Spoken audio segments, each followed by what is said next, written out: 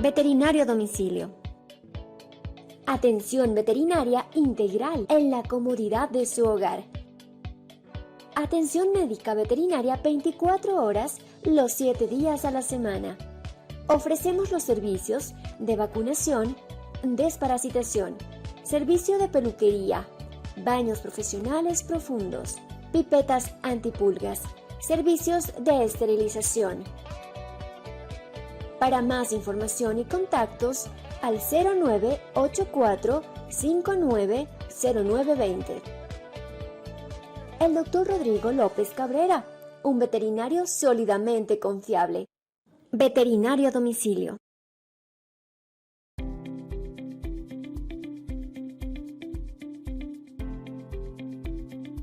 Estudio Jurídico Dr. Juan Carlos Cabrera. Un grupo de profesionales altamente calificados demuestran su compromiso, preparación y trabajo en cada ocasión. El abogado Javier Armijos y el abogado Mateo Cabrera, especialistas en tránsito penal, familia, en violencia, migración, cobro de cartera. Atendemos en edificio Acrópolis, 6º piso. Para más información, comunícate al teléfono 093-966-7152, 0984-931491. Los abogados Javier Armijos y Mateo Cabrera los esperan.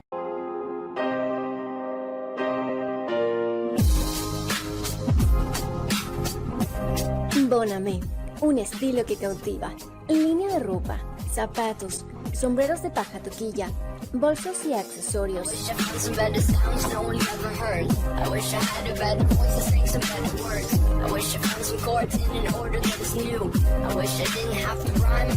Bonamé, de Ecuador para el mundo. Rocket Queen, tu solución tecnológica. Páginas web, redes sociales, transmisiones de tus eventos. Todo para tu computador y tu sistema. Crea TV, productora audiovisual, fotografía profesional, videos comerciales e institucionales, producciones y más. Incodisa, industria farmacéutica ecuatoriana dedicada a la elaboración de medicamentos de uso tópico de calidad y con trazabilidad conforme a exigencias de la Organización Mundial de la Salud. Ofrecemos las mejores marcas a nivel nacional para la distribución de insumos médicos y hospitalarios. Incodisa, una empresa con más de 30 años de experiencia y presentes en su salud. Tenemos alcohol antiséptico, agua oxigenada, alcohol yodado, yodo, povidona, gel de ultrasonido, gel antibacterial, agua destilada, alcohol para niños, aceite de ricino, aceite de almendras, jeringas, gasas, algodón, guantes y más. Incodisa, protegiendo su salud. Estamos ubicados en la planta industrial Toyabamba, kilómetro 17.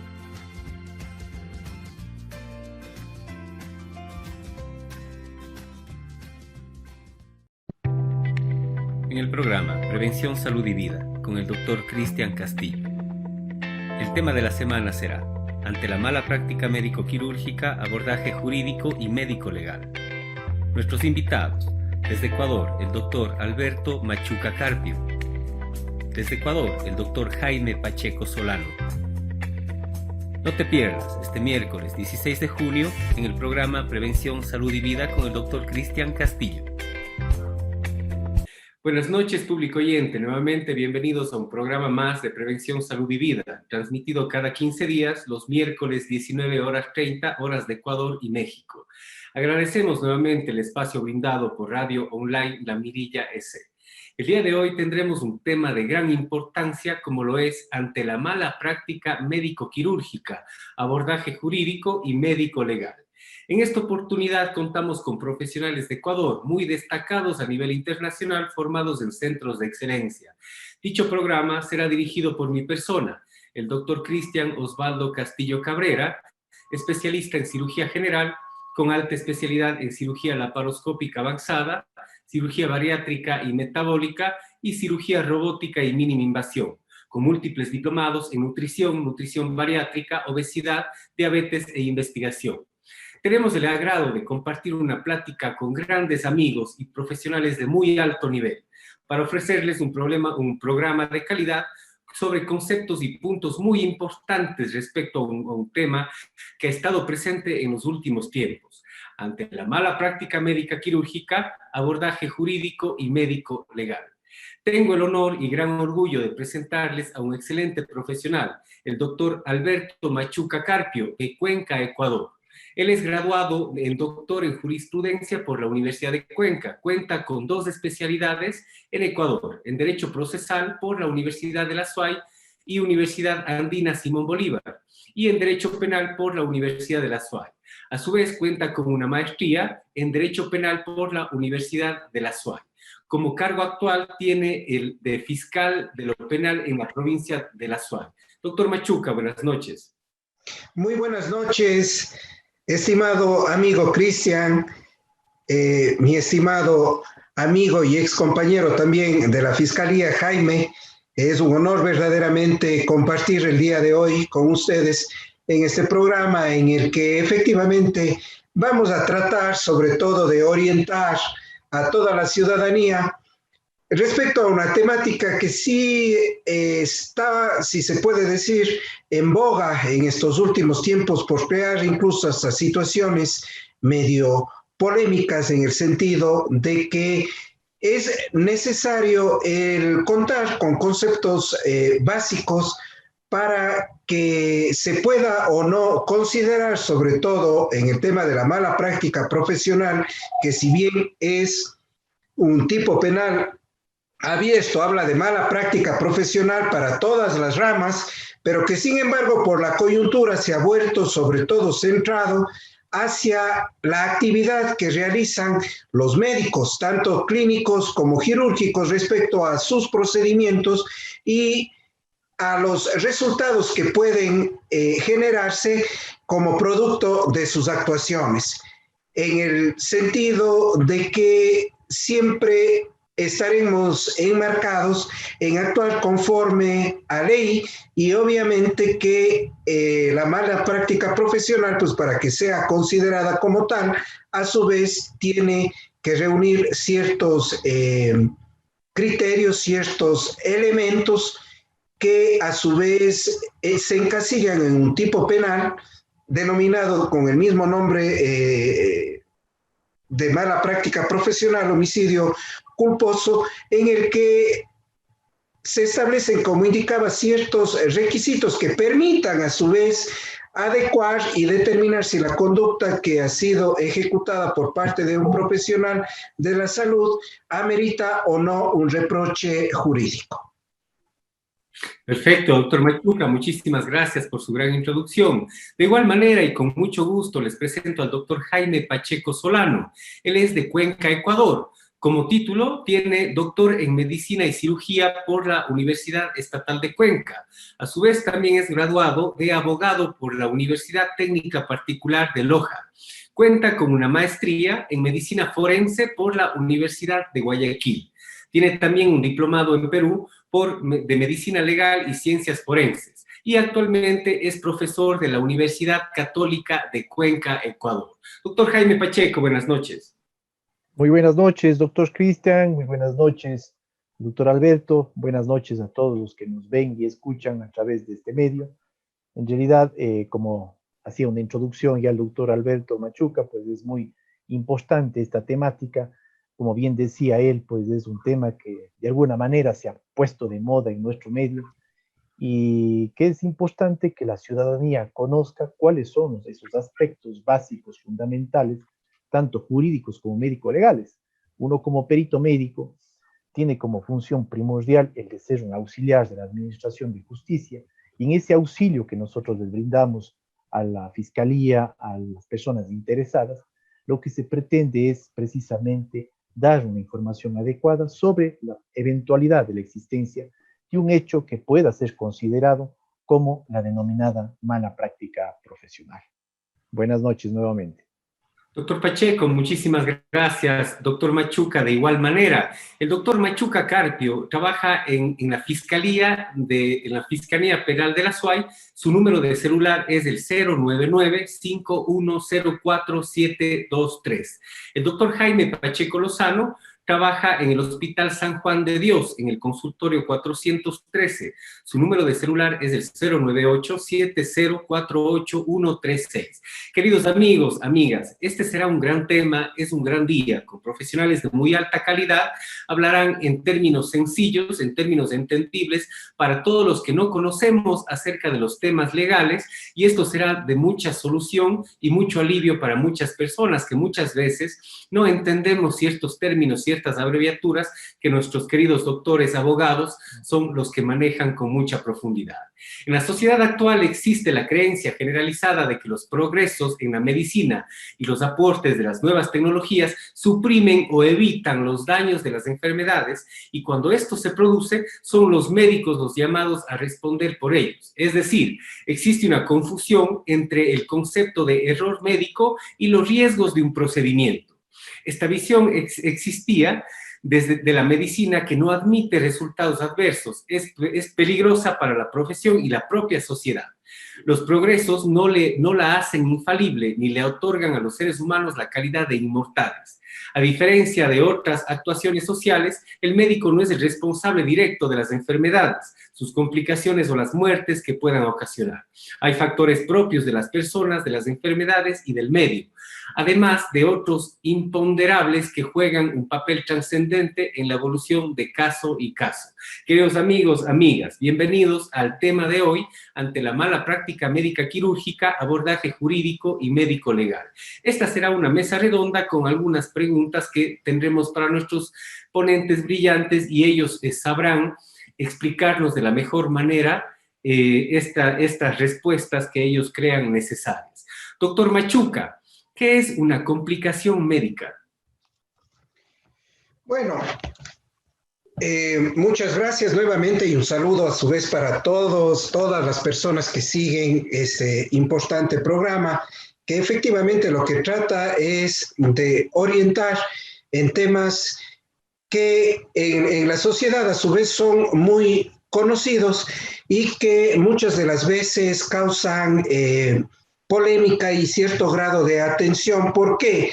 Porque por sobre todas las cosas, pues debemos de partir indicando de que el médico como tal a su vez cumple una función primordial, que es el precautelar a su vez por la integridad física, psicológica a su vez de sus pacientes. Ahí se establece una relación entre médico y paciente.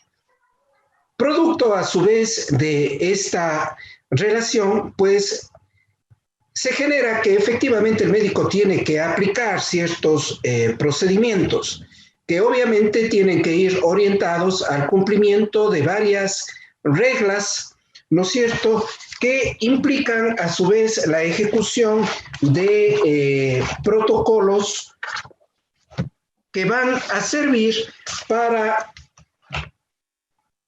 de cierta manera, a su vez sanar o curar, hablando en términos comunes, a su vez a sus pacientes. Pero todos estos procedimientos a su vez tienen que ir orientados hacia un término que a su vez incluso la doctrina establece para que una conducta de un determinado profesional se adecue al tipo penal, lo denominado como la lex artis. La lex artis no es otra cosa que, en términos sencillos, el acatamiento que deben tener, a su vez, un acatamiento estricto los profesionales de la salud de disposiciones técnicas y científicas de la ciencia, a fin de cumplir con el carácter objetivo de cuidado, evitando a su vez cualquier riesgo en la atención brindada al paciente. Eso básicamente es lo que todos los profesionales a su vez de la salud tienen que tomar en consideración el momento en que ejecutan cualquier tipo de procedimiento, en este caso quirúrgico. Estimado doctor Machuca, acabamos de hablar de la ley Artix. Y respecto a una complicación médica, doctor Jaime Pacheco, ¿qué podemos hacer referencia respecto a este punto?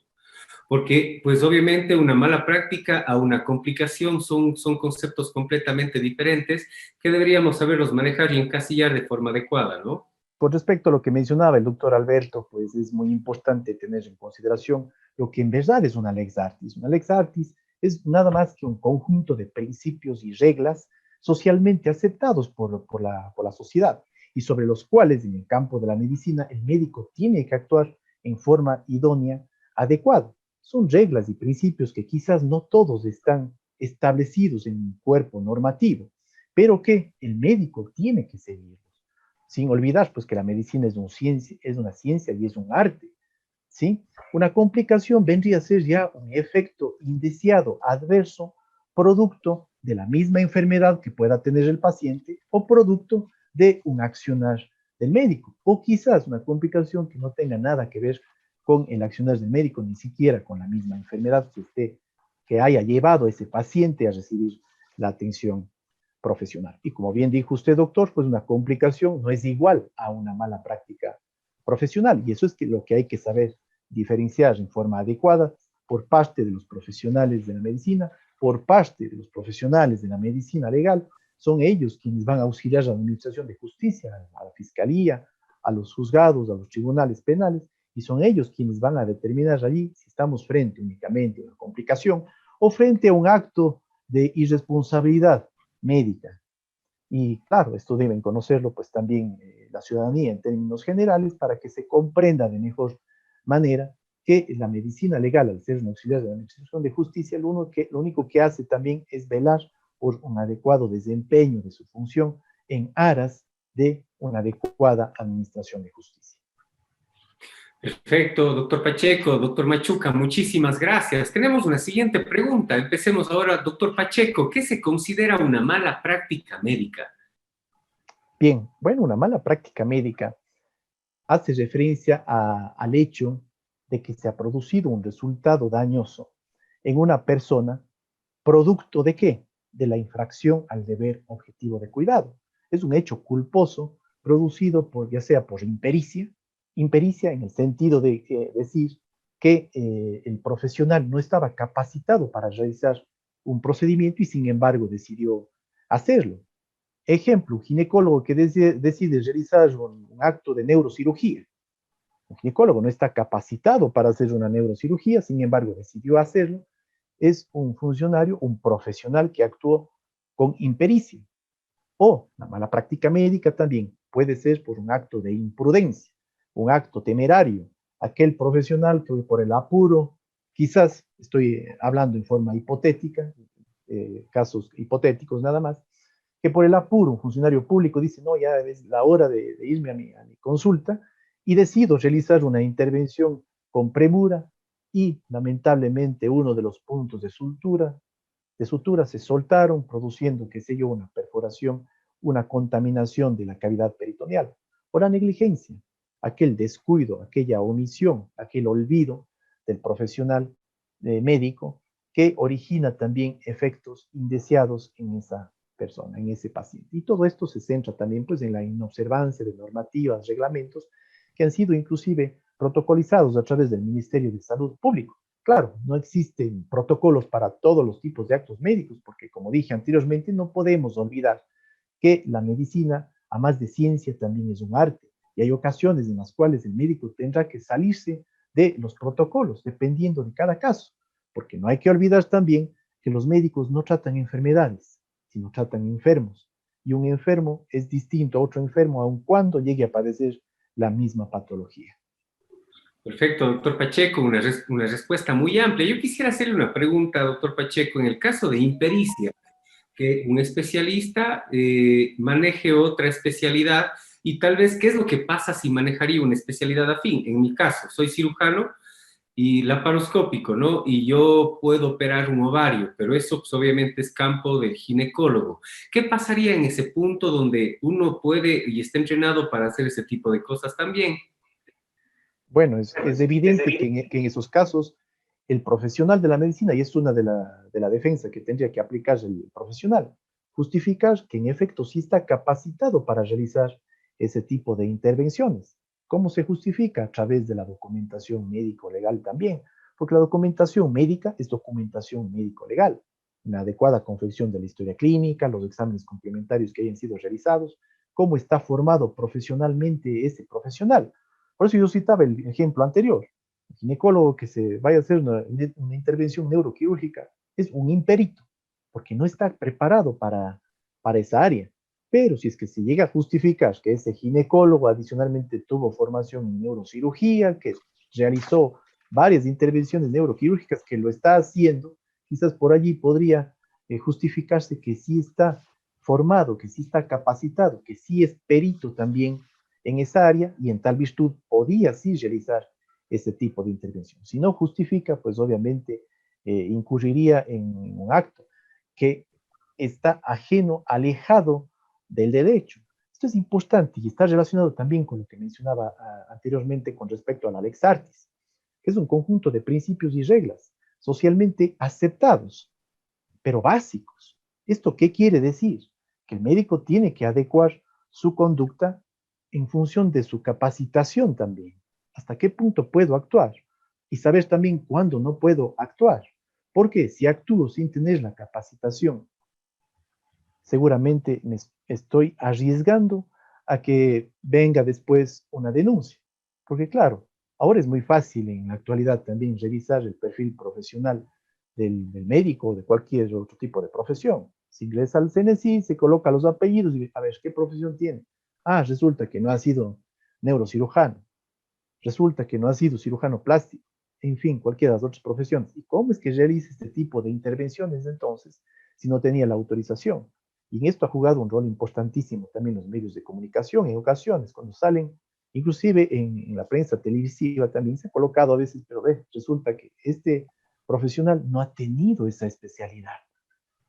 Y claro, eso lleva a los ataques también en las redes sociales de la gente que gusta mucho de manejar este tipo de situaciones, gusta mucho inclusive de atacar a través de las redes sociales, a veces sin justificación alguna, sin conocer más detalles de lo que es un proceso penal o inclusive de una investigación previa, cuando se habla de una fase preprocesal penal.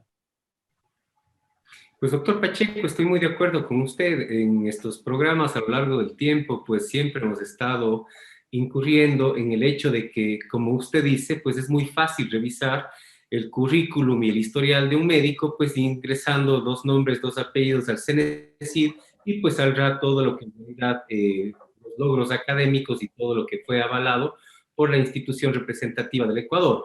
En este caso de que un cirujano opere algo que no, para lo que no está preparado, cómo se actuaría? Porque muchas cosas pasan respecto a esto. Muchas veces cirujanos que no están formados en un cierto tipo de cirugía lo hacen. Y esto se vuelve luego un poco comercial y obviamente va a afectar la salud de las personas, pero pues ya son muchos años y la ley ni nadie se mete en esto y nadie hace algo. Entonces, ¿por qué funciona de esta forma? ¿Cómo es que pasa? Precisamente lo que tenemos que informar a la ciudadanía y sobre todo a todos los profesionales de la salud es que lo que se causa o lo que causa un reproche jurídico para que una determinada conducta a su vez se encasille en el tipo penal de mala práctica profesional, pues es precisamente de que se justifique o se pruebe una mal praxis. ¿Qué deberíamos entender por una mal praxis? Son los actos culposos, como bien dijo el doctor Pacheco, actos culposos atribuidos al médico o al ente hospitalario a causa del ejercicio inadecuado de la medicina. Al hablar de culpa, obviamente nos referimos a aspectos cuyos actos no provienen de la intención de causar el daño a determinada persona, que sería imposible establecer que un médico al ejecutar un procedimiento tenga la intención de causar o provocar un daño a su paciente, sino que, diferenciando con el tema de la mala práctica profesional, va encaminada a ciertos actos que son culposos, y al decir culposos, pues obviamente provienen ¿de qué? De la negligencia, de la impericia, de la inobservancia de leyes y reglamentos, de la imprudencia. Sí, pero debemos de considerar de que efectivamente para que se dé una mala práctica profesional y que cause un reproche o que sea sancionado el profesional por la ejecución de un acto determinado, es precisamente que el Código Orgánico Integral Penal en el artículo 146 establece cuáles son los requisitos que tienen que ser observados para que exista efectivamente una mala práctica profesional. ¿Y cuál es el primer requisito? Es el referido a que se comete este tipo penal cuando la persona o el profesional que al momento de infringir un deber objetivo de cuidado en el ejercicio o práctica de su profesión ocasiona, en el caso de lo que establece el artículo 146, la muerte de otra persona y establece a su vez una pena privativa de la libertad. Pero ¿qué debemos entender como una infracción al deber objetivo de cuidado? ¿Qué es el deber objetivo de cuidado? No es otra cosa que, a su vez, la obligación que impone el Estado a determinadas personas que tienen que actuar con un deber de diligencia que proteja, a su vez, los bienes que son protegidos o tutelados por el Estado. Aquí, en este caso, hablamos de un bien jurídico supremo, ¿no es cierto?, que está tutelado por la Constitución Política de la República, con un rango jerárquico muy superior al resto de bienes jurídicos protegidos. ¿Cuál es? Pues obviamente es la protección a la integridad física, psicológica de las personas. Y dentro de aquello, pues obviamente que está el deber de proteger el Estado a la inviolabilidad de la vida, y que en ese caso, pues obviamente los médicos tienen su función enmarcada hacia un fin, que es precisamente evitar cualquier tipo de riesgo que ponga en peligro precisamente la vida o la integridad física de sus pacientes. Entonces, basados en aquello, pues para poder considerar que un profesional de la medicina sea responsable, tiene que haber efectivamente justificado la infracción, ese deber objetivo del cuidado, y que a su vez las acciones que realiza en su procedimiento sean innecesarias, peligrosas o ilegítimas. Es decir, ejecuta un procedimiento que, de acuerdo a lo que bien decía el doctor Jaime Pacheco, observa todos los protocolos, todas las reglas que implican la lex artis, y que a pesar de haber ejecutado todas estas reglas, sin embargo, complementa ejecutando otro tipo de acciones que pueden provocar a su vez el resultado que causa reproche. Estas acciones que son innecesarias, es decir, aquellas que una vez que han sido aplicados los procedimientos, a su vez no debían ser aplicadas, y que a su vez estas acciones innecesarias sí resultan un peligro respecto al resultado que pueden provocar, y que obviamente al ser peligrosas, pues obviamente, y provocan un resultado en el paciente, pues obviamente también son consideradas como ilegítimas, es decir, contrarias a ley.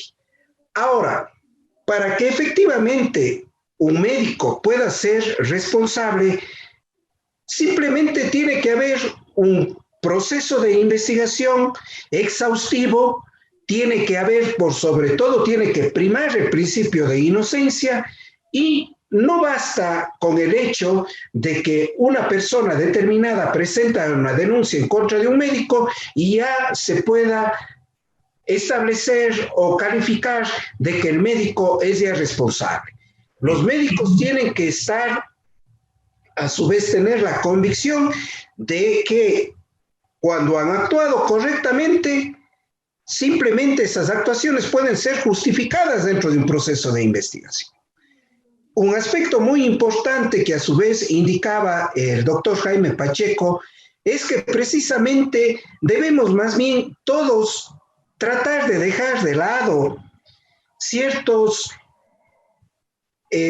criterios que muchas de las veces son muy subjetivos, que a veces ni se conoce respecto al hecho concreto por el que, por ejemplo, se ha iniciado una investigación o que se le está cuestionando a determinado médico, y que a veces incluso ciertos medios de comunicación o personas interesadas que están atrás de ciertos grupos, lo que buscan es mediatizar y ejercer presión, ¿no es cierto?, a través de las redes sociales. ¿Para qué? Para que toda la ciudadanía simplemente tenga un criterio enfocado a lo que se manifiesta a través de las redes sociales, y dejando de lado, pues obviamente, lo que realmente está sucediendo y qué es lo que se tiene a su vez que analizar o investigar respecto a un hecho concreto.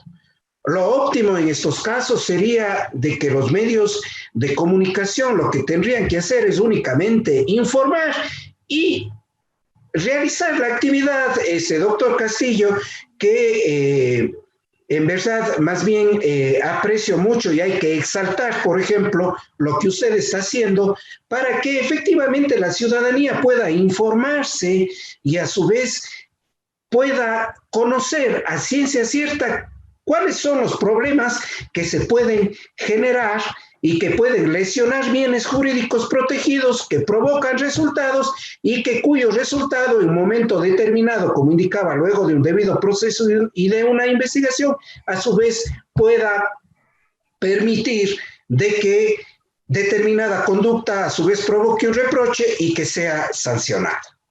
Queridos amigos y amigas, un tema muy interesante respecto a la mala práctica médica, o tal vez una complicación médica con grandes ponentes de grande altura, personas muy importantes en la ciudad de Cuenca y todo el Ecuador.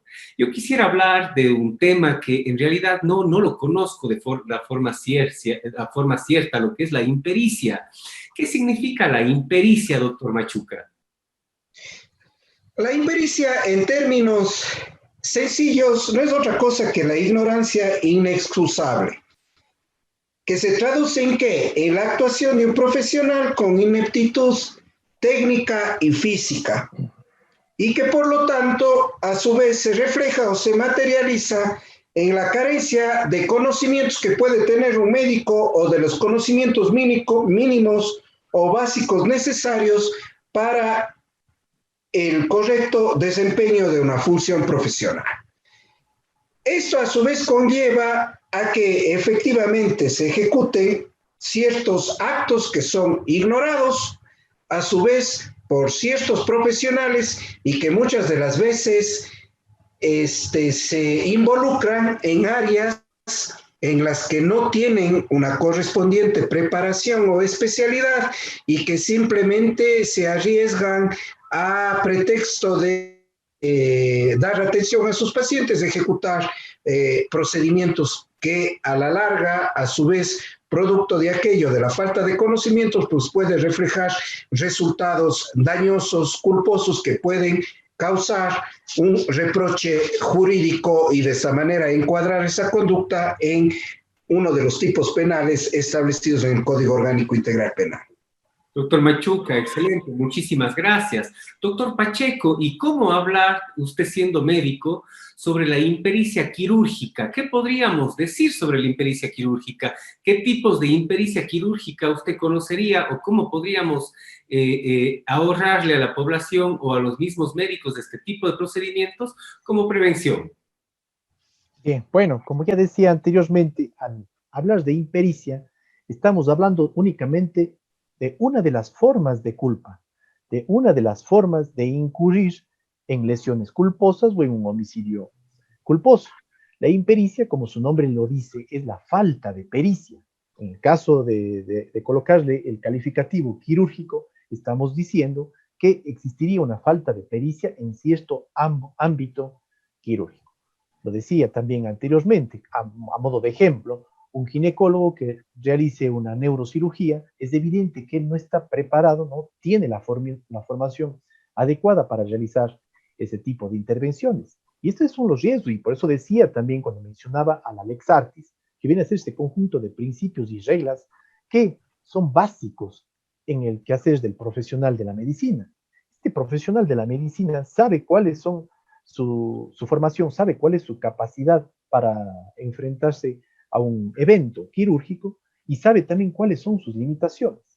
Y si conoce limitaciones, debería saber que no puede ir más allá de lo que conoce. Eso es parte de la Lex Artis también. El profesional de la medicina debe adecuar su accionar hasta donde conoce, dejando de hacer lo que no conoce. ¿Por qué? Ese dejando de hacer lleva implícito también el hecho de que no debo hacer algo que no sé porque puedo colocar en mayor riesgo a esa persona. Riesgo en la salud, riesgo en la vida. Riesgo en la salud cuando hablamos de la integridad física, lesiones culposas, riesgo en la vida cuando hablamos ya del homicidio culposo por mala práctica profesional. Los profesionales tienen que conocer este aspecto importantísimo. No voy a hacer algo que no sé, porque si hago algo que no sé, allí incurro en impericia. Puede ser que salga bien, pero si no sale bien, allí viene el problema. Allí van a radicar el problema, porque si no salió bien y no tenía la formación para realizar ese tipo de acto médico, ese acto quirúrgico, y se complicó, se presentaron lesiones, se presentó la muerte del paciente, y se demuestra que el médico, el profesional de la medicina, se apartó del rol que le correspondía, y esto es parte fundamental que el doctor Machuca lo profundizará quizás relacionado con lo que es la teoría de la imputación objetiva. Cuando el profesional de la medicina se aparta del rol que le corresponde, en este caso, ese apartamiento del rol, de ese papel que debía de realizar, es aquel principio fundamental, aquella parte fundamental que llevará a los profesionales ya del derecho, a los juristas, a los jueces sobre todo, a determinar que ese profesional probablemente incurrió en una mala práctica médica. Como dije, nuevamente, la impericia es solamente una forma de culpa. Existen otras, la negligencia, la imprudencia y la inobservancia de normativas y reglamentos. Perfecto, doctor Pacheco, muchas gracias. ¿Y qué decir respecto al CENESID en este tema? O sea, los títulos que son reconocidos en el CENESID están libres de estos cargos de impericia por el hecho de haber pasado un proceso, el médico haber cursado con procedimientos y cursos formales avalados por una universidad que son luego validados en Ecuador. Los médicos que tienen los títulos avalados en el CENESID, ellos como que se cubren un poco este tipo de problemas.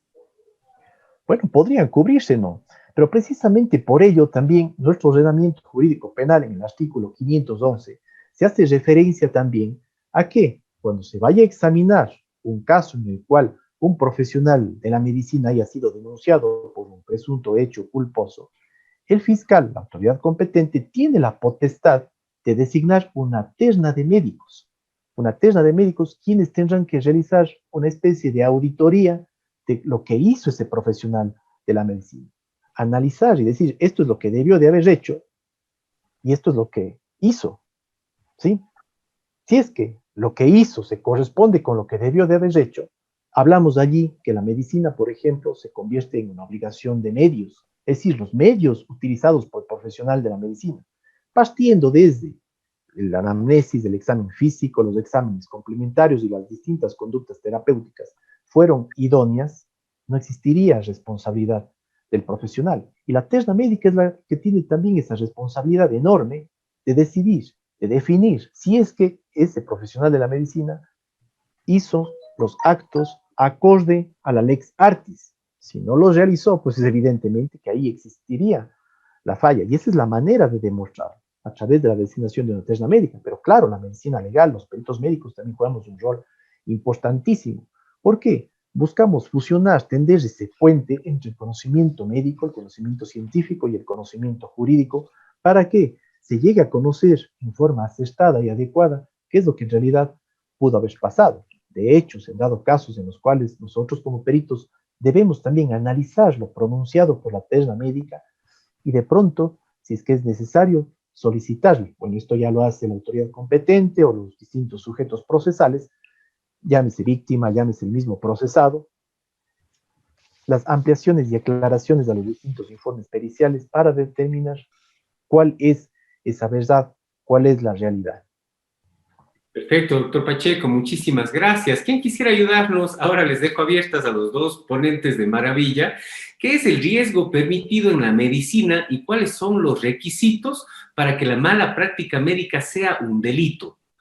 ¿Quién quisiera ayudarnos con esta pregunta, doctores? Bueno, si me permite, el artículo 146 del Código Orgánico Integral Penal establece los requisitos que, como bien decimos, que el resultado provocado por una mala práctica profesional es un delito culposo. Al decir que es un delito culposo, pues obviamente nos referimos a una infracción cometida por el médico en su actuar, que deviene a su vez de infligir el deber objetivo de cuidado, como indicamos, sin previsión de la aplicación de un resultado dañoso para el paciente que le era previsible. Entonces, en ese sentido, pues obviamente que los requisitos para que se dé una mala práctica profesional al ser un delito culposo, pues obviamente tiene que provenir de, como ya indicamos anteriormente, de una impericia, de una negligencia, que no es otra cosa que el actuar profesional con descuido y desatención, es decir, es una omisión inexcusable, o a su vez por la imprudencia, que también es un término, que es una clase de culpa, se podría decir, en este tipo de actuaciones, y que la imprudencia va directamente enfocada hacia una temeridad inexcusable que se materializa como en el actuar profesional con un exceso de confianza por parte del médico en los procedimientos que realiza. Así como también, pues obviamente, cuando existe la inobservancia de leyes y reglamentos por parte de los médicos que están obligados a observarlos en el ejercicio de su profesión y en la ejecución de sus procedimientos. Para concluir, el artículo 146 a su vez establece también que para determinar la infracción al deber objetivo de cuidado, pues obviamente establece que la mera producción del resultado no tiene que configurar una infracción al deber objetivo de cuidado, ¿no es cierto? Y que a su vez la inobservancia de leyes, reglamentos, ordenanzas y manuales o lex artis aplicables a la profesión desencadenan pues precisamente en la ejecución de un acto médico que provoca un resultado que causa un reproche ante la ley. Además de que el resultado dañoso producto de un procedimiento tiene que provenir a su vez directamente, como les indicaba, de la infracción al deber objetivo de cuidado, que lo comete ¿quién? De acuerdo a lo que nos indicaba ya en término doctrinario y de dogmática, de acuerdo a la imputación objetiva, ¿no es cierto?, que a su vez está materializado en nuestro Código Orgánico Integral Penal. Este tipo de infracciones de mala práctica profesional es cometido por un sujeto activo que a su vez tiene la posición de garante. Al decir que tiene una posición de garante, ¿qué implica? El hecho de que sobre sus hombros pesa la inmensa responsabilidad de precautelar por la protección incondicional de un bien jurídico protegido, que en este caso, al ser un médico, pues obviamente la salud está de por medio y el bien jurídico protegido pues es la integridad física y la inviolabilidad de la vida del paciente, que a su vez ha confiado en aplicación un principio de confianza, acudir hacia determinado profesional para efectos de recibir la atención correspondiente. Perfecto, doctor Machuca, muy clara su intervención. Doctor Pacheco, ¿usted quería acotar algo? ¿Algo corto? Sí, algo cortito, solo para reforzar un poquito lo mencionado ya por el doctor Machuca, con respecto a lo del riesgo permitido. Se hace referencia a que los profesionales de la medicina siempre actúan bajo un riesgo socialmente permitido. Ejemplo, para realizar una apendicectomía es necesario que el médico realice una incisión quirúrgica y al realizar una incisión quirúrgica le está produciendo una lesión a ese paciente. Está ya produciendo una lesión. Eso básicamente podría señalarse ya como un riesgo permitido en el cual en ese marco va a actuar el profesional de la medicina. ¿Cómo se prueba una mala práctica médica? De acuerdo a los requisitos que han sido ya señalados por el doctor Machuca, referentes por lo que es obra de nuestro ordenamiento jurídico penal en el artículo 146, cuando se habla del homicidio culposo, y también en el artículo 152, en el capítulo de las lesiones, en donde también se hace referencia a que cuando exista una infracción al deber objetivo de cuidado, tendrá que hacerse referencia al artículo 146, una vinculación de los dos artículos. Pero por supuesto que es fundamental aquí, para demostrar la existencia de este hecho, hay que demostrar primero, algo trascendental, es el nexo causal, una relación de causalidad, a pesar de que se diga que el resultado dañoso debe de provenir exactamente de la infracción al deber objetivo de cuidado, pero lo primero que hay que hacer es demostrar el nexo causal. En un homicidio culposo es fundamental el peritaje médico legal de la autopsia, porque a través de la autopsia se determinará cuál es la causa del fallecimiento de ese paciente y si esa causa obedece exclusivamente a una relación de causalidad con el accionar médico. Pero más de ello tendrá que probarse lo que ya se ha señalado con respecto a la teoría de la imputación objetiva, que precisamente esta hace referencia al riesgo socialmente permitido, a la teoría o al principio de los roles, en los cuales el médico debe adecuar su accionar. Eso nada más, doctor, quería acotar.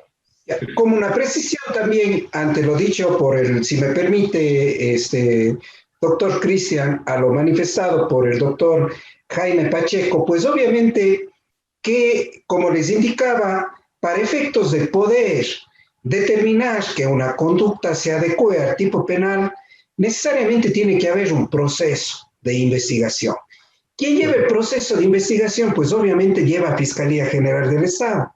Entonces, dependiendo del caso, ya sea el caso de lesiones tipificadas en el artículo 152 y que obviamente al tratarse de las lesiones producidas por una mala práctica profesional que tienen que ser considerados los parámetros establecidos en el artículo 146 del homicidio culposo, pues es necesario también evacuar diligencias precisamente tendientes a justificar la existencia material de la infracción y por otro lado una presunta responsabilidad, porque solo justificados esos dos pilares fundamentales, Fiscalía podría cumplir con su rol o seguir cumpliendo con su rol siguiente a una etapa de investigación que es el de ejercer la acción penal pública a través de un proceso penal. Dentro del proceso de investigación necesariamente tienen que ser practicadas que nos permitan, en primer lugar, si estamos frente a un delito de lesiones, pues obviamente tiene que haber un examen de reconocimiento médico legal en el que se establezca cuál es la gravedad de las lesiones, el tiempo de incapacidad, como también en el caso, como bien refería el doctor Pacheco, en el caso de una muerte, pues obviamente que tiene que haber el informe de la autopsia en los que nos va a indicar y nos va a detallar el perito médico cuáles son las circunstancias a su vez que provocaron la muerte. Además de ello, también tienen que ser complementadas otras diligencias que sirven precisamente para demostrar existencia y responsabilidad, como por ejemplo el hecho de también obtener toda la información que implique, por ejemplo, historias clínicas respecto a los procedimientos aplicables y asimismo el poder receptar también declaraciones de personas que conozcan de los hechos, que aporten con criterios técnicos científicos, así como también el poder establecer el grado de responsabilidad culposa a través de una terna de peritos médicos que, como bien lo decía el doctor Jaime Pacheco, de acuerdo a lo que establece el artículo 511, numeral 8 del Código Orgánico Integral Penal, obligadamente a la Fiscalía en estos casos le corresponde nombrar o solicitar una terna de médicos al organismo competente de mayor jerarquía en salud para efectos de que puedan realizar un análisis exhaustivo de todos los procedimientos que fueron ejecutados para a su vez establecer e individualizar incluso responsabilidades que pueden ocurrir, pues sabemos que especialmente en el campo quirúrgico no es solo una persona la que interviene, sino que interviene un equipo de profesionales, médicos y también de apoyo, que cada uno a su vez cumple con sus funciones dentro del acto quirúrgico, ¿no es cierto? Entonces, es un sinnúmero de diligencias que precisamente incluso van a permitir lo que usted mismo indicaba, doctor Cristian, a su vez, a veces profesionales que no tienen experiencia o que simplemente no tienen una preparación especializada, con un título especializado como para poder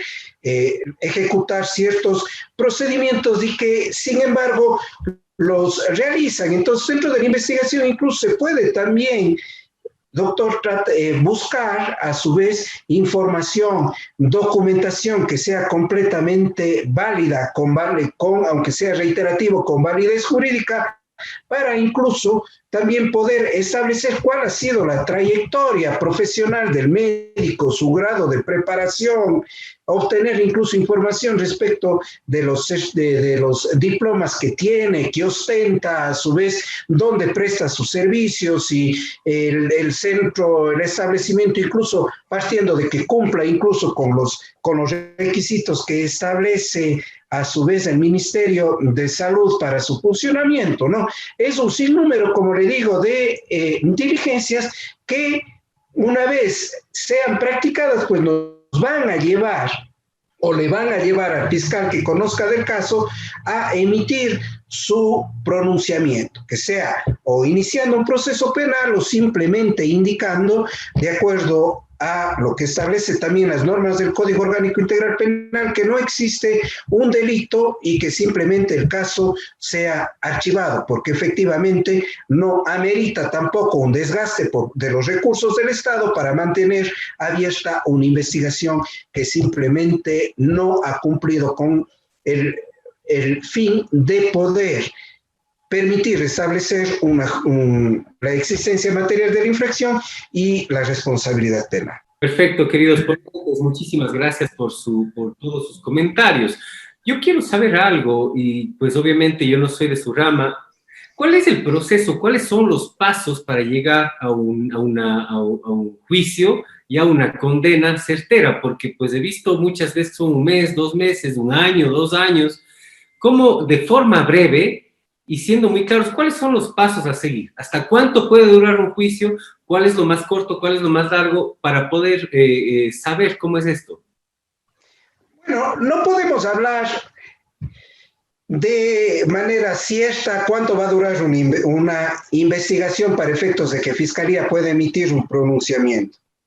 El doctor Pacheco, como también experito de la Fiscalía, va a su vez a corroborar con lo que yo estoy manifestando. Si bien el Código Orgánico Integral Penal establece plazos para la duración de la investigación previa, que es una etapa preprocesal de investigación, que tiene como fin precisamente acopiar elementos de cargo y de descargo que nos permita esclarecer el hecho que ha venido a conocimiento de Fiscalía y que según el Código Orgánico Integral Penal esta etapa puede durar de hasta 1 año en los delitos cuya pena no supera los 5 años y en 2 años en los delitos cuya pena supera los 5 años, pero sin embargo el proceso investigativo tiene que durar lo que sea necesario para efectos de que se pueda contar con los elementos suficientes y esclarecer el hecho que se está investigando, ya sea para iniciar un proceso penal siempre y cuando se hayan practicado las diligencias que permitan justificar o establecer presunciones de existencia de la infracción y de responsabilidad, o a su vez cuando se hayan recabado elementos a su vez que permitan determinar que existe un descargo suficiente como para poder establecer de que no existe una presunta responsabilidad o participación del médico frente a un acto médico que ha sido ejecutado y que haya producido un resultado, o que simplemente a su vez ni siquiera se puede ser considerado como un acto que cause reproche jurídico, es decir, que sea considerado como un delito. Entonces, las diligencias tienen que ser practicadas de acuerdo a lo que hemos manifestado, ya sea por el delito de lesiones o por un homicidio. Se requieren, pues obviamente, diligencias médicas, ¿no es cierto?, que en la que intervendrán también peritos, a su vez médicos que hagan el reconocimiento médico legal en el caso de lesiones, o de la autopsia en el caso de una muerte. Se necesitarán tal vez tomar declaraciones de personas que conozcan del hecho que se investiga. Se requerirá incluso a lo mejor una pericias, por ejemplo, incluso de evaluación psicológica, tal vez, para efectos de determinar incluso también si existe un grado de afectación psicológica por parte de la persona que se dice que es una víctima. Se practicarán, a su vez, se recogerán documentación referente a historias clínicas que servirán para un análisis en lo posterior por parte de una terna de médicos que son quienes sí, en base a un análisis, estos médicos especialistas en la rama relacionada con el hecho que estamos investigando, a su vez emitirán su pronunciamiento, y que con eso pues obviamente nos llevarán a establecer si es que efectivamente el hecho que fue denunciado constituye o no una conducta antijurídica y que se encuentra tipificada como delito en el Código Orgánico Integral Penal. Perfecto, doctor Machuca. Doctor Pacheco, ¿qué significa la medicina defensiva? Medicina defensiva, bien. Bueno, esto tiene gran relación con lo que hablaba anteriormente, es decir, con la Lex Artis. ¿Qué quiere decir? Que el profesional de la medicina, el médico, debe adecuar toda su capacitación, todos sus conocimientos para la mejoría del paciente, para salvaguardar la integridad del paciente, partiendo desde el análisis del examen físico y la realización de los exámenes complementarios, pero siempre bajo un criterio científico, ¿sí? La medicina defensiva es aquella, en cambio, en la cual el profesional de la medicina cae quizás para buscar después o evitar una denuncia, ¿sí? Es decir, el médico prácticamente está ya adelantándose a lo que pueda ocurrir en el futuro. No es que yo sí hice también estos otros exámenes. La medicina defensiva puede ser tanto en su vertiente positiva como negativa. En la positiva, cuando pido cualquier cantidad de exámenes, como dije anteriormente, adelantándome a lo que pueda pasar a futuro, pido exámenes totalmente innecesarios para el procedimiento quirúrgico que que el médico, el cirujano va a realizar, que no tiene nada que ver con el procedimiento quirúrgico. Se está apartando ahí de la Lex Artis también. O puede darse también en su vertiente negativa, en el sentido de que el profesional de la medicina, frente a un paciente que se observa que está en un alto riesgo, decide mejor no intervenir. Se ha escuchado a veces en los pasillos de los hospitales, de las clínicas, cuando se ha conversado con estos profesionales, dicen, no, pues si viene un paciente que está ya grave, un ASA 5, determinado por la Asociación Americana de Anestesiología, dice, ya no, es un paciente que está ya moribundo, ¿para qué vamos a entrar al quirófano si después me van a estar demandando? Entonces, esa también es una medicina defensiva en la vertiente negativa.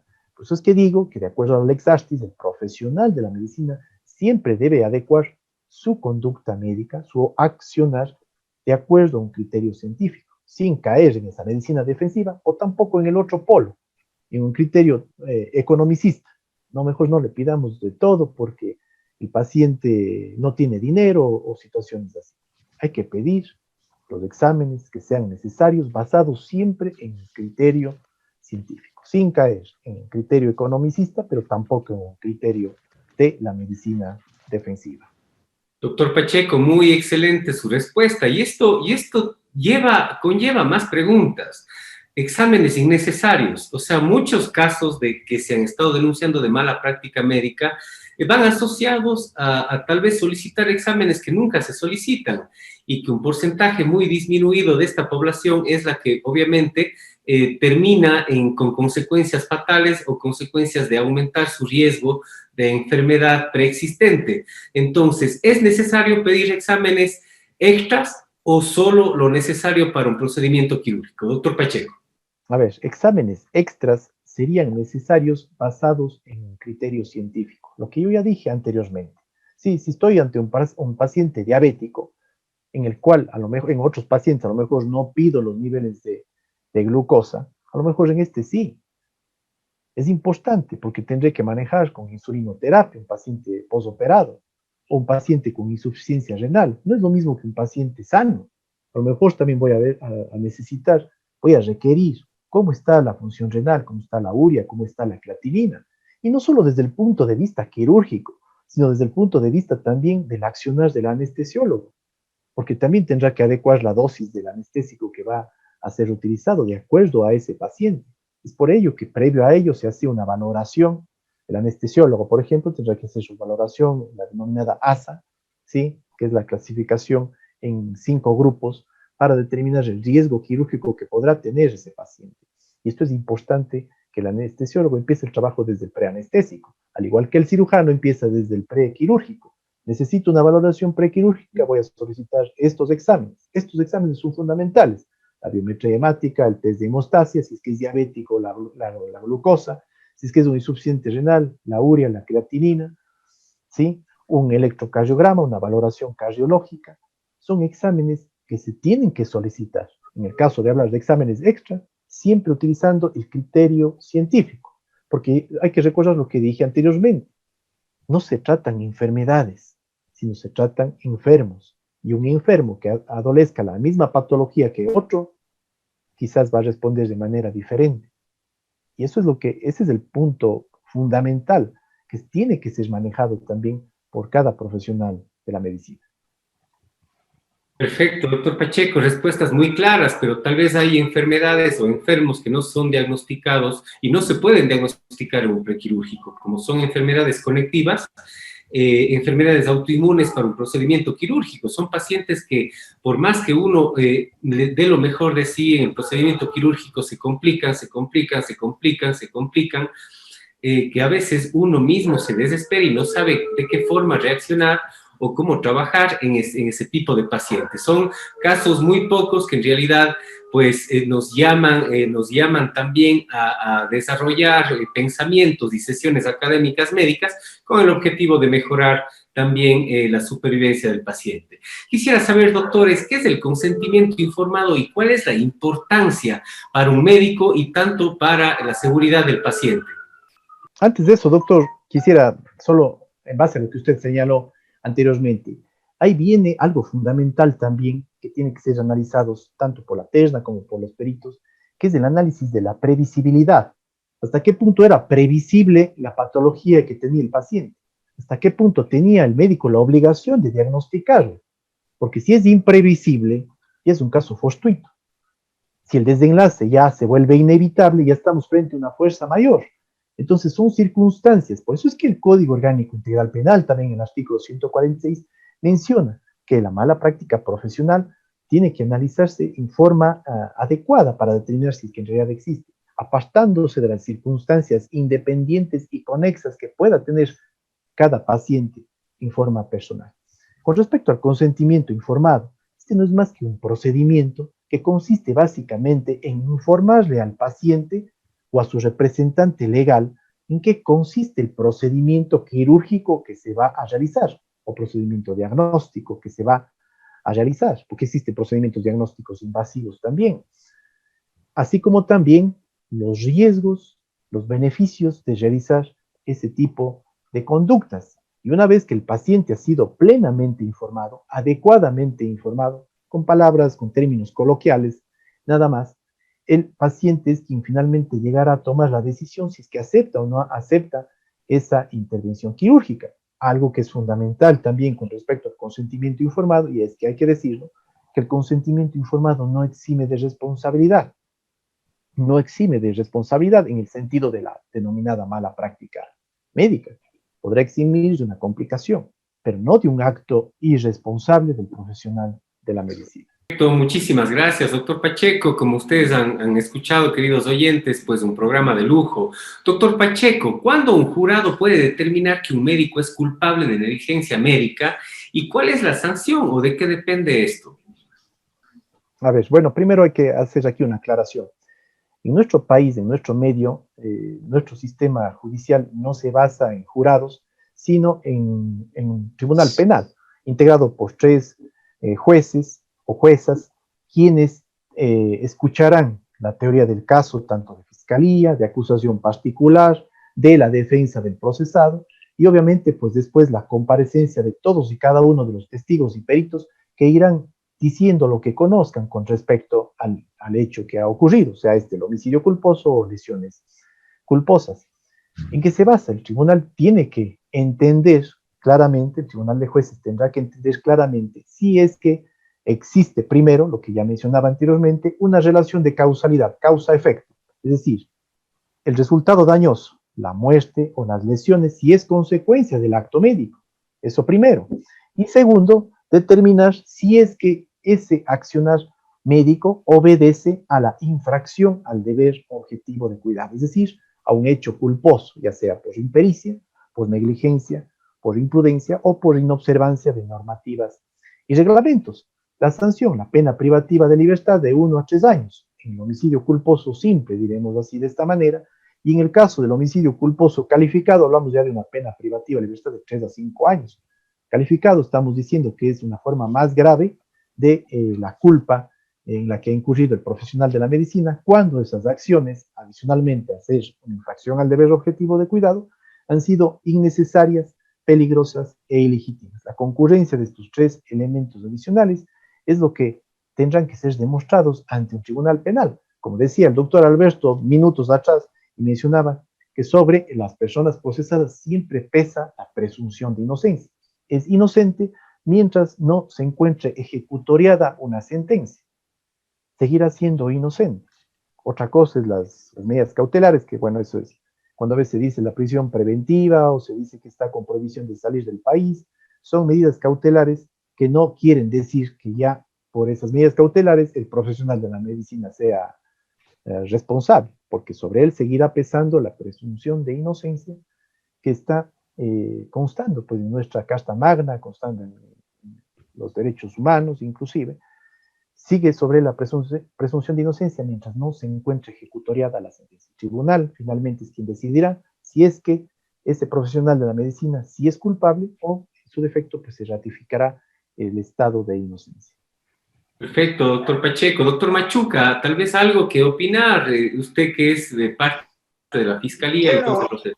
Sí, precisamente como bien lo decía el doctor Pacheco, pues estamos en este momento nosotros en un sistema penal acusatorio, en donde los sujetos procesales, es decir, las partes que intervienen en un proceso penal, a su vez tienen que cada uno justificar con prueba las tesis que son defendidas. En este caso, pues ya al hablar precisamente de que a una persona se le ha iniciado un proceso penal, es porque precisamente Fiscalía cuenta con los elementos suficientes como para justificar que efectivamente existen presunciones de la comisión de un delito y de responsabilidad. Pero sin embargo, pues obviamente que durante todo el proceso penal, el derecho a la defensa es un derecho también sagrado, con un grado o con un rango constitucional importantísimo y que no puede ser a su vez vulnerado o que permanece incólume el derecho a la defensa en todo el proceso penal. Además de que tenemos que, conjuntamente con el derecho a la defensa, también va de la mano el principio de inocencia.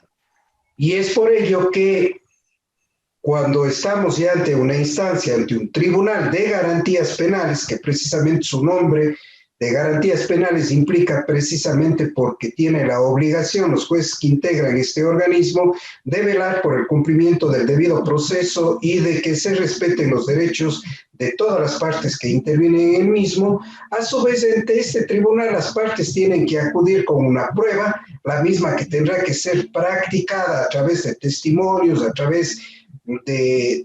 ya sea de testigos o de peritos y de prueba documental que permitan precisamente justificar la tesis acusatoria que se sostiene en un momento dado, para que luego de que se aporte con la prueba tanto de fiscalía como en este caso de la defensa, los jueces del tribunal a su vez emitan una resolución que sea basada en la certeza de la prueba que ha sido actuada para efectos de confirmar a su vez el estado de inocencia o de declarar la culpabilidad de la persona que ha sido acusada. Perfecto, doctor Machuca, sus intervenciones, les agradezco muchísimo. Algo que quisiera saber en la Fiscalía y que ustedes como abogados, ¿cuál es la influencia de las redes sociales en las demandas médicas? ¿Qué es lo que está pasando ahora? ¿Tienen influencia? Muchas personas que están en los cargos se dejan influenciar tal vez por esto, por miedo, por el acoso social. ¿Qué es lo que está pasando? Doctor Machuca. Bueno, en ese aspecto sí es necesario el concientizar sobre todo a quienes manejan redes sociales, a quienes integran colectivos y también incluso profesionales, abogados, que muchas de las veces se valen de redes sociales para efectos de emitir criterios que están encaminados únicamente a una posición determinada, dejando de lado a su vez situaciones que tienen que ser consideradas y que tienen que ser ventiladas dentro de un proceso de investigación para efectos de que se pueda tomar la decisión que corresponda por parte de las autoridades competentes. Mucho se ha utilizado a su vez redes sociales y medios de comunicación, sobre todo en Internet y Facebook, para hacer mediáticos ciertos casos, que obviamente tendrían que ir orientados a dar a lo mejor únicamente a cubrir todo el devenir de un proceso investigativo, pero sin dar a su vez opiniones que muchas de las veces no son ni siquiera jurídicas, ni técnicas, ni científicas, sino únicamente nos dejamos llevar muchas de las veces por la lógica, que en el campo del derecho pues simplemente las cosas tienen que ser justificadas o tienen que ser probadas en un momento determinado. Y que a su vez la resolución que sea tomada en este caso por parte de Fiscalía, que decide iniciar o llevar adelante un proceso penal, o a su vez la decisión que sea tomada por un tribunal de garantías penales que está llamado a su vez en base a la prueba actuada a emitir su decisión, ya sea emitiendo una sentencia ratificando el estado de inocencia, declarando la culpabilidad, pues obviamente tiene que ser respetada porque la ley establece también los mecanismos necesarios, ya que todos tienen que entender que estamos en un estado constitucional de derechos en el que todas las resoluciones que son emitidas por las autoridades competentes están sujetas a una revisión y a recursos que permiten la ley para que pueda la parte que no está de acuerdo frente a una decisión, pues obviamente acudir ante la instancia que corresponda y hacer valer sus derechos. Perfecto, doctor Machuca, queridos ponentes, queridos amigos, han sido muchas preguntas, muchas cosas que nos han aclarado nuestros ponentes de lujo el día de hoy. Tenemos varias preguntas en el público, pero por cuestiones de tiempo vamos a responder solo una que veo que se repite mucho. No sé quién de ustedes, doctores, nos quisiera ayudar. ¿Están los médicos en indefensión? Eso es lo que varias personas del público nos preguntan. Respecto a esto, ¿qué nos pudieran decir? Bien, en mi percepción, yo considero que ninguna persona está en indefensión. Todos los habitantes de este país tenemos derecho a una defensa adecuada. No se puede hablar de que una persona está en indefensión. Como tenemos derechos, pues también tenemos obligaciones. y dentro de las obligaciones, en el caso de los profesionales de la medicina, es adecuar su conducta de forma adecuada en el campo de la medicina, siguiendo los principios éticos, sin apartarse de la lex artis, lo que mencionaba anteriormente. Ese es el rol fundamental que tienen los profesionales de la medicina. No están en indefensión, no es así. La cuestión es que quizás como se ha vuelto tan mediático el tema, y justamente se hablaba anteriormente de esto de las redes sociales, como se ha vuelto tan mediático cada día más, que ya le han denunciado a tal médico, que le han denunciado a fulanito, a tal otro profesional de la medicina, estamos en riesgo, y por eso es que yo le decía también a manera de ejemplo, aunque es un hecho real, que en los pasillos de los hospitales y las clínicas, cuando yo mismo me he encontrado con colegas médicos y me dicen, chuta, ya va a dar ganas de más bien no realizar una intervención cuando el paciente está ya moribundo, porque si no nos van a estar renunciando.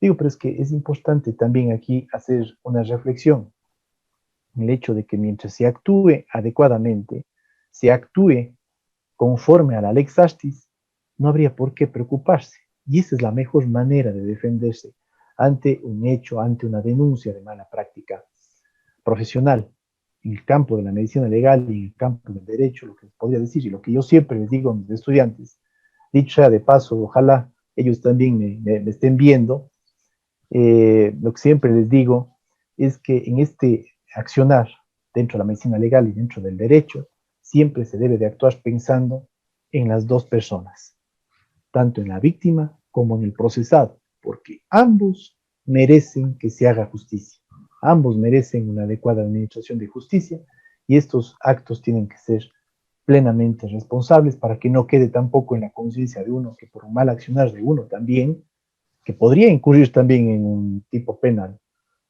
se hizo un acto contrario a la justicia, contrario a la ley, se cometió, mejor dicho, una injusticia. Perfecto, muchísimas gracias. Relacionar la responsabilidad médica con los resultados finales de los enfermos atendidos es riesgoso para la sociedad y los propios pacientes, ya que puede generar el abandono de las especialidades médicas más expuestas y el cierre de los servicios destinados a la atención de los enfermos más graves. Queridos amigos, amigas, agradezco nuevamente su tiempo a los ponentes, a los radioescuchas. Esperamos que la información brindada se comparta y genere un impacto de conciencia en todos los sectores. Es necesario una adecuada selección de profesionales certificados por el CENESID. Esto evitará en gran medida complicaciones en todos los escenarios posibles. Les doy nuevamente los contactos de nuestros ponentes del día de hoy, el doctor Alberto Machuca Carpio. Su número de celular es el 099-5104723. Él trabaja es fiscal de lo penal de la SUAY. El doctor Jaime Pacheco Solano. Su número de celular es el 098-7048136. Él trabaja en el Hospital San Juan de Dios, en el consultorio 413. Un saludo muy afectuoso, muchas gracias. Nos vemos en 15 días. Hasta pronto.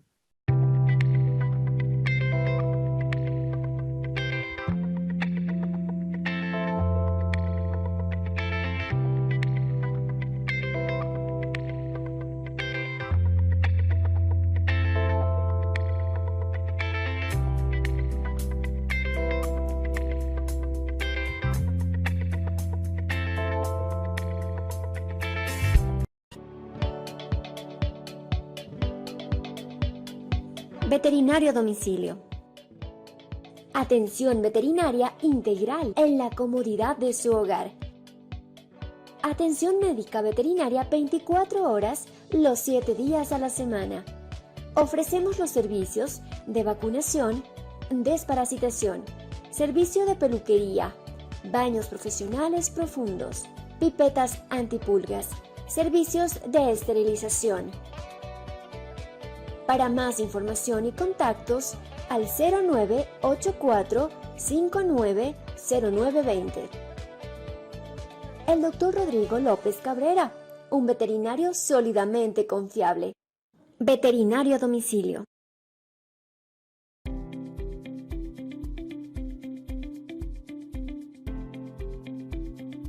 Estudio Jurídico Dr. Juan Carlos Cabrera. Un grupo de profesionales altamente calificados demuestran su compromiso, preparación y trabajo en cada ocasión. el abogado Javier Armijos y el abogado Mateo Cabrera, especialistas en tránsito penal, familia, en violencia, migración, cobro de cartera. Atendemos en edificio Acrópolis, 6º piso. Para más información, comunícate al teléfono 093-966-7152, 0984-931491. Los abogados Javier Armijos y Mateo Cabrera los esperan.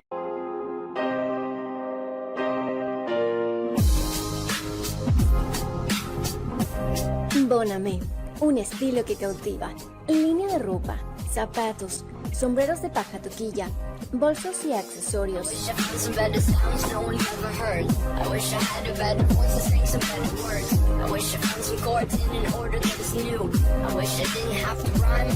Bonamé, de Ecuador para el mundo.